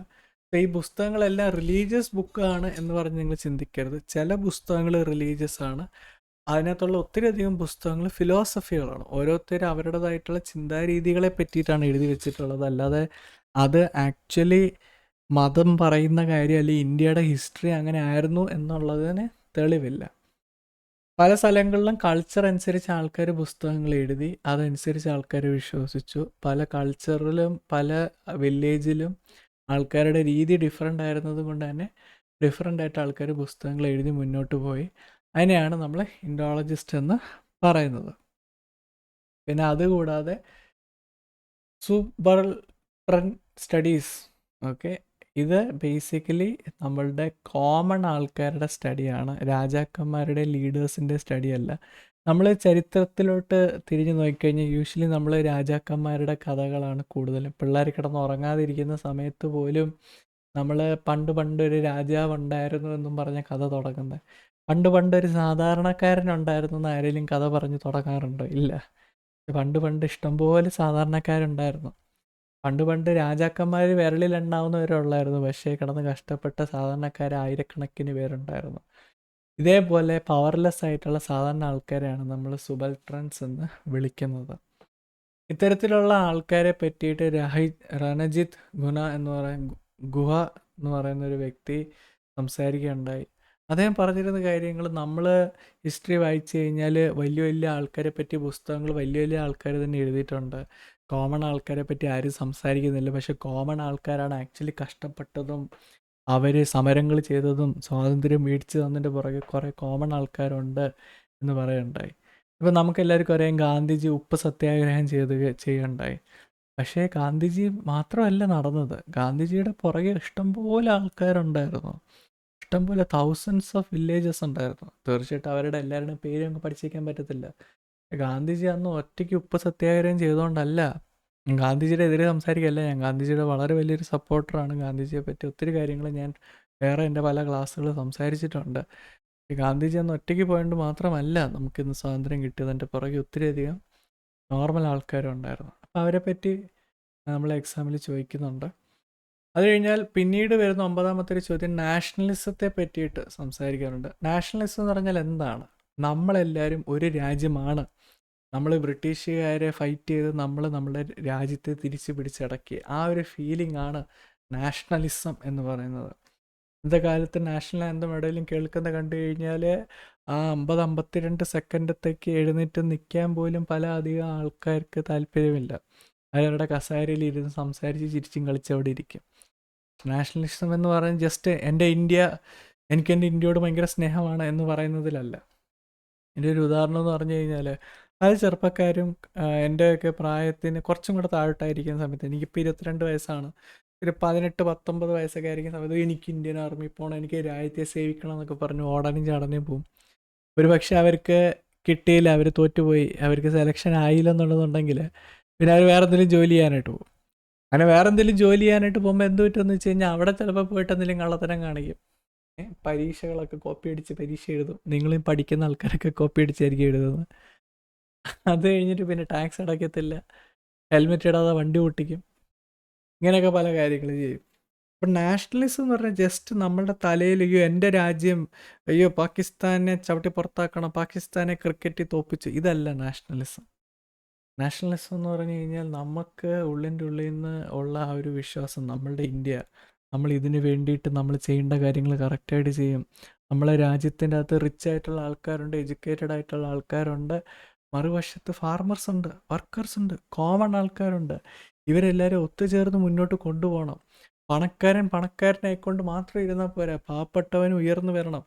എല്ലാവരുടെ ജീവിതത്തിൽ ഒരു എംപവർമെൻ്റ് ഉണ്ടായിരിക്കണം, ജീവിതത്തിൻ്റെ ക്വാളിറ്റി ഓഫ് ലൈഫിലൊരു മാറ്റം ഉണ്ടായിരിക്കണം. ഇതിനെ പറ്റിയിട്ടൊക്കെയാണ് നമ്മൾ നാഷണലിസം എന്ന് പറയുന്നത്. ഓക്കെ, 10ാമത്തെ ഒരു ടോപ്പിക്ക് കൂടുതലധികം സംസാരിക്കുന്നത് നമ്മൾ കാണുന്നത് ഇൻഡസ്ട്രീസിനെ പറ്റിയിട്ടാണ്. പണ്ട് കാലത്ത് തീർച്ചയായിട്ടും കൃഷികൾ മാത്രം ചെയ്താണ് വന്നിരുന്നത്. അതിനുശേഷം വലിയ വലിയ ഇൻഡസ്ട്രിയൽ റവല്യൂഷൻ ഉണ്ടായി, വലിയ വലിയ ഫാക്ടറികൾ വരാനായിട്ട് തുടങ്ങി, കൂടുതൽ പ്രൊഡക്ഷൻ ആരംഭിച്ച്, കൂടുതൽ ഗുഡ്സുകൾ പണിയാനായിട്ട് തുടങ്ങി, പല സ്ഥലത്ത് ഫാക്ടറികൾ വന്നുകൊണ്ട് ജോലികൾ വരാനായിട്ട് തുടങ്ങി, സിറ്റികൾ പണിയാനായിട്ട് തുടങ്ങി, കാര്യങ്ങൾ മോഡേൺ ആവാനായിട്ട് തുടങ്ങി, പൈസ ഇല്ലാൻ ആൾക്കാർ പൈസ ഉണ്ടാക്കാനായിട്ട് തുടങ്ങി, ഇൻഫ്രാസ്ട്രക്ചർ, റോഡ്, ഇലക്ട്രിസിറ്റികൾ വന്നു, പോർട്ടുകൾ വന്നു, ടെക്നോളജികൾ അഡ്വാൻസ്ഡായി. നമുക്ക് എല്ലാവർക്കും അറിയാം. പ്രത്യേകിച്ച് നമ്മളുടെ ഇന്ത്യക്ക് സ്വാതന്ത്ര്യം കിട്ടിയതിന് ശേഷം വന്ന 5 വർഷത്തെ യോജനകൾ, 5 ഇയർ പ്ലാനുകൾ ഒത്തിരിയധികം മാറ്റങ്ങൾ കൊണ്ടുവന്നു, പ്രൈവറ്റ് കമ്പനികൾ ഒത്തിരിയധികം തുടങ്ങി. പക്ഷേ അത് കാരണം ഉണ്ടായ കുറേ ബാഡ് എഫക്ട്സ് ഉണ്ട്. പല ചെറിയ ചെറിയ ഇൻഡസ്ട്രികൾ തകർന്നു പോയി. ബിക്കോസ് നല്ല നല്ല ഇനിഷ്യേറ്റീവ് എടുത്ത് തുടങ്ങിയ ഒത്തിരി നല്ല കമ്പനികളുണ്ടായിരുന്നു, അത് കുറേയൊക്കെ തകർന്നു പോയി വലിയ വലിയ കമ്പനികളുടെ പൊളിറ്റിക്സ് കാരണം. പല സ്ഥലങ്ങളിൽ ജോലി ചെയ്തിരുന്ന ആൾക്കാരെ എക്സ്പ്ലോയിറ്റ് ചെയ്തു. വളരെ കുറഞ്ഞ തുച്ഛമായ പൈസയ്ക്ക് 12 മണിക്കൂറിൽ കൂടുതൽ അൺസേഫ് കണ്ടീഷൻസിൽ അവരെ ജോലി എടുപ്പിച്ചു. പല സ്ഥലങ്ങളിൽ അൺഈക്വൽ ആയിട്ടുള്ള ഡെവലപ്മെൻ്റാണ് നടന്നത്. അതാണ് തന്നെ പല ഇൻഡസ്ട്രികൾ ഗുജറാത്ത്, മഹാരാഷ്ട്ര, തമിഴ്നാട്ടിലുള്ളവർക്കൊക്കെ വളരാനായിട്ടുള്ള അവസരങ്ങൾ കിട്ടി. ബീഹാർ, ഒഡീസ, ഉത്തർപ്രദേശ് പോലത്തെ സ്ഥലങ്ങളിലുള്ള പലവർക്കും അവസരങ്ങൾ കിട്ടിയിരുന്നില്ല. പല സ്ഥലങ്ങളിൽ ട്രൈബൽ ആൾക്കാർക്ക് അവരുടെ ഫോറസ്റ്റുകളും അവരുടെ സ്ഥലങ്ങളും നഷ്ടപ്പെടേണ്ടതായിട്ട് വന്നു. അതിന് അവർക്ക് പ്രോപ്പറായിട്ട് അതിനൊരു എന്താണ് പറയുന്നത്, അവരുടെ സ്ഥലങ്ങൾ ആൾക്കാർ തട്ടിക്കൊണ്ടു പോയെങ്കിൽ അവർക്ക് അതിനുള്ള ഒരു മരണമാക്കുണ്ടല്ലോ, അവരെ കയ്യിൽ നിന്ന് എടുത്തുകൊണ്ട് പോയി, പക്ഷെ അവർക്ക് അതിന് വേണ്ടിയിട്ടുള്ള പ്രോപ്പർ തിരിച്ച് റിവാർഡ് കിട്ടിയില്ല. അവർക്ക് അവരുടെ കയ്യിൽ നിന്ന് പോയതിനനുസരിച്ചിട്ടുള്ള പ്രതിഫലം അവർക്ക് കിട്ടിയില്ല. അവരെ ജസ്റ്റ് തള്ളിക്കളഞ്ഞു സർക്കാർ. പൊല്യൂഷൻസ് ഒത്തിരിയധികം ബിൽഡായി വന്നു. അഗ്രികൾച്ചറിനെ ആൾക്കാർ ഇഗ്നോർ ചെയ്യാനായിട്ട് തുടങ്ങി. പക്ഷേ അഗ്രികൾച്ചർ ഭയങ്കര ഇമ്പോർട്ടൻ്റ് ആണ്. കൃഷിയില്ലെന്നുണ്ടെങ്കിൽ എത്രയധികം ആൾക്കാർ എങ്ങനെ ഭക്ഷണം കഴിക്കാം. പല കമ്പനികൾ ഇന്ത്യയിൽ, ഫോറിൻ കമ്പനികൾ വന്നു. അതുകൊണ്ട് ഇന്ത്യൻ കമ്പനീസ് സ്ട്രഗിൾ ചെയ്യാനായിട്ട് തുടങ്ങി. അതുകൊണ്ട് ഇന്ത്യയിൽ തന്നെ തുടങ്ങിയ പലധികം കമ്പനികൾ അടച്ചുപൂട്ടി പോകേണ്ട ഒരവസ്ഥയിലേക്ക് എത്തി. അപ്പോൾ ഇൻഡസ്ട്രീസിനെ പറ്റിയിട്ട് അതിൻ്റെ എഫക്ട്സിനെ പറ്റിയിട്ടും ചോദിക്കുന്നുണ്ട്. സോ മെയിൻലി ഇവിടെ നിങ്ങൾക്ക് പെട്ടെന്ന് ഓർത്തേക്കേണ്ട അംബേദ്കറിനെ പറ്റി, അതേപോലെ എത്നിസിറ്റിയെ പറ്റി, ഓൾഡ് വില്ലേജ് സിസ്റ്റം, ഹൈറാർക്കി, കാസ്റ്റിനെ പറ്റി, ഇതിനെ പറ്റിയിട്ടൊക്കെയാണ് യൂഷ്വലി നമ്മളുടെ സോഷ്യോളജി ഓഫ് ഇന്ത്യക്കകത്ത് തിരിച്ചും മറിച്ചും ചോദ്യങ്ങൾ ചോദിച്ചു വരുന്നത്. അപ്പം നിങ്ങൾക്ക് അത്യാവശ്യം ഹിസ്റ്ററിയൊക്കെ അറിയാം. ആൻഡ് സോഷ്യോളജിയുടെ എക്സാം നിങ്ങൾ ഓൾറെഡി എഴുതി. സോഷ്യോളജി എന്താണെന്നറിയാം. അപ്പോൾ ഏതൊരു ചോദ്യം വന്നാലും തുടക്കത്തിൽ ആ ചോദ്യം എന്താണ് ചോദിക്കുന്നത്. ഞാനിതും കഴിഞ്ഞ 4-5 വർഷത്തെ ക്വസ്റ്റ്യൻ പേപ്പറിൽ നിന്നാണ് ഇത് എടുത്ത് എഴുതി നിങ്ങളുടെ മുന്നിൽ ഇവിടെ അവതരിപ്പിച്ചതെന്ന് ഓർക്കണം. ചുമ്മാതെ ഞാൻ കുറച്ച് ക്വസ്റ്റ്യൻസിൻ്റെ എന്തെങ്കിലും ആൻസർ ഇവിടെ എഴുതി വെച്ചിരിക്കുന്നതല്ല കേട്ടോ. ഞാൻ ലിറ്ററലി 6-7 വർഷത്തെ ക്വസ്റ്റ്യൻ പേപ്പേഴ്സ് നോക്കി അതിൽ നിന്നാണ് ഞാൻ ഈ കോമൺ ആയിട്ട് കാര്യങ്ങൾ കണ്ടുപിടിച്ച് പറഞ്ഞിട്ടുള്ളത്. അപ്പം നിങ്ങൾ എന്തൊരു ചോദ്യം വന്നു കഴിഞ്ഞാലും ടെക്സ്റ്റിൽ നിന്നാണ് വന്നിരിക്കുന്നത്. ആ ചോദ്യം വായിച്ചിട്ടിപ്പം ഫുള്ള് ചോദ്യത്തിൽ വേറെ ഒന്നും മനസ്സിലായില്ല, പക്ഷേ കാസ്റ്റ് എന്ന് എവിടെ എഴുതിയിട്ടുണ്ട്. അപ്പോൾ കാസ്റ്റ് റിലേറ്റഡ് ആയിട്ട് എന്തോ ആണ്. അപ്പോൾ കാസ്റ്റിനെ പറ്റി എന്തെങ്കിലും എഴുതിയതിന് ശേഷം പിന്നെ കാസ്റ്റിൻ്റെ പ്രോബ്ലംസ് എന്താണ്, കാസ്റ്റ് എങ്ങനെ നമ്മൾ തിരിച്ചു, ഇന്നും എങ്ങനെ കാസ്റ്റ് പ്രശ്നം ഉണ്ടാക്കുന്നു, കല്യാണങ്ങളെപ്പറ്റി, ജോലികളെപ്പറ്റി, അങ്ങനെയുള്ള കാര്യങ്ങളൊക്കെ നിങ്ങൾ എഴുതുക. ഓക്കെ, അത്രേ ഉള്ളായിരുന്നു ക്ലാസ്സിൻ്റെ അകത്ത്. ഇത് ജസ്റ്റ് സോഷ്യോളജി ക്ലാസ് പഠിച്ച ആൾക്കാർക്ക് എങ്ങനെ ഈ ഒരു എക്സാം എഴുതണം, ഇതെല്ലാം ഇന്ത്യ റിലേറ്റഡ് ആയിട്ടുള്ളതാണ്. ആൻഡ് ഇന്ത്യയിൽ ജനിച്ചു വന്ന ആളായതുകൊണ്ട് നിങ്ങൾക്ക് തീർച്ചയായിട്ടും കുറേ കാര്യങ്ങൾ എഴുതാൻ കാണും. ഈ ക്ലാസ് കേൾക്കുന്ന പല ആൾക്കാർ എന്നെക്കാട്ടിലും പ്രായമുള്ള ആൾക്കാരാണ്. അപ്പോൾ തീർച്ചയായിട്ടും നിങ്ങൾക്ക് ഒത്തിരിയധികം നിങ്ങളുടെ പേഴ്സണൽ ലൈഫ് എക്സ്പീരിയൻസിൽ തന്നെ എഴുതാനായിട്ട് സാധിക്കും. Okay, so anyways thank you so much for attending the class. വേറെ എന്തെങ്കിലും സംശയം കാര്യങ്ങളുണ്ടെങ്കിൽ നിങ്ങൾക്ക് എന്നെ വിളിക്കാം. എൻ്റെ നമ്പർ 7306594125 എന്നാണ്. Thank you and by.